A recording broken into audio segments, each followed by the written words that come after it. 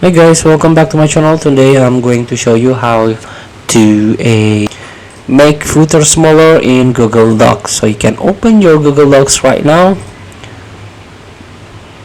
Here you can open your document that contains footer.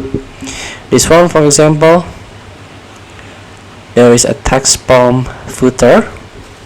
So in order to make it smaller, you can double click the footer and click option and then click footer format, and here we go. You can adjust the header centimeter from top, and this is the footer centimeters from bottom. Let's make smaller. You can apply to different first page or different odd and even, and click apply.